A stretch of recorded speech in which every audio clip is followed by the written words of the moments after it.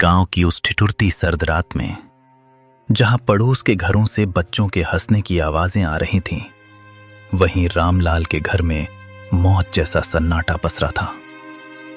रामलाल, जिसने कभी बड़े बड़े भोज में राजाओं की तरह 56 भोग परोसे थे, आज अपनी ही बहू की जली हुई और सख्त रोटियां निगलने को मजबूर था। किस्मत का खेल देखिए, जिस हाथ ने सबको खिलाया, आज वही हाथ कांप रहे थे।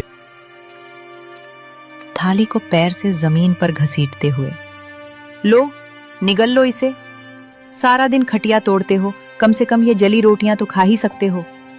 और सुन लो बुढ़े, कल सुबह सूरज निकलने से पहले आंगन चकाचक साफ मिलना चाहिए। मुफ्त की रोटियां तोड़ना बंद करो। तुम्हारी इस खांसी और मनहूसियत ने घर का सुकून छीन लिया है। बेटी, गला सूख रहा है। अगर थोड़ा सा गुड़ का टुकड़ा मिल जाता तो ये सूखी रोटी अंदर उतर जाती। गुड़ चाहिए इन्हें? अरे अपनी औकात देखिए। जब से मां गई है, तुम हमारे सिर पर बोझ बन गए हो। सच तो यह है कि तुम्हें भी मां के साथ ही चले जाना चाहिए था। अब यहां हमारे टुकड़ों पर पल रहे हो, और नखरे ऐसे जैसे अभी भी किसी रियासत के रसोइये हों। बेटा, जिस दिन तू पैदा हुआ था, उस दिन मैंने पूरे गांव को घी के लड्डू खिलाए थे। तुझे अपनी हथेलियों पर छांव देकर बड़ा किया। क्या यही दिन देखने के लिए मैंने तुझे काबिल बनाया था? तभी 7 साल का पोता गोलू दौड़ता हुआ आता है और रामलाल के गले लग जाता है। उसकी आंखों में गुस्सा और दुख दोनों हैं। पापा, आप दादाजी को ऐसे क्यों बोल रहे हो? जब मुझे डर लगता है तो यही दादाजी मुझे अपनी गोदी में सुलाते हैं। माँ, आपने इन्हें जली हुई रोटी क्यों दी?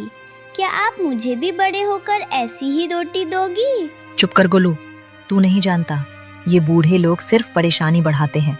जा अपने कमरे में। नहीं जाऊंगा। पापा, दादाजी बोझ नहीं है, ये तो हमारे घर का आशीर्वाद है।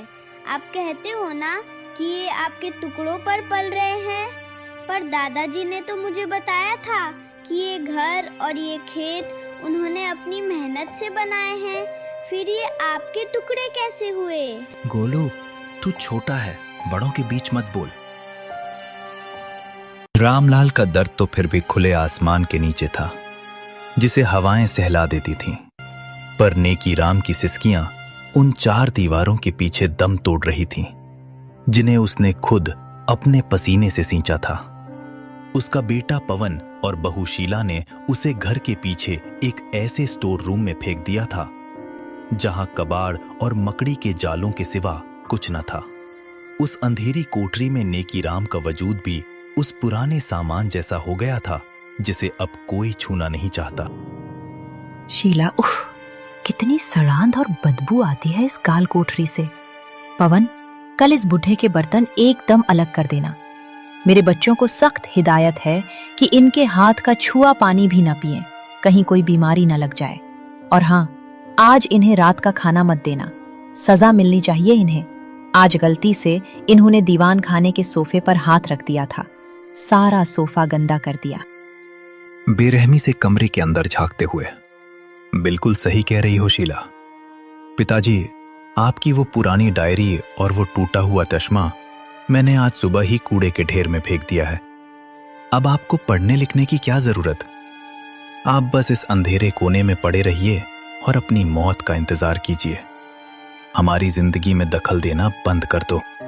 बेटा पवन, अपनी जवानी की एक एक पाई जोड़कर मैंने ये आलीशान घर बनाया था, ताकि तू और तेरे बच्चे सुकून से रह सकें। आज उसी घर का एक कोना मुझे नसीब नहीं। आज मुझे ही तू कूड़ा कह रहा है। जिस चश्मे से मैं तुझे पढ़ते हुए देखता था, उसे ही फेंक दिया। तभी नेकीराम की 6 साल की पोती पिंकी चुपके से कमरे में दाखिल होती है। उसके हाथ में एक छोटी सी पानी की बोतल और अपनी टिफिन से बची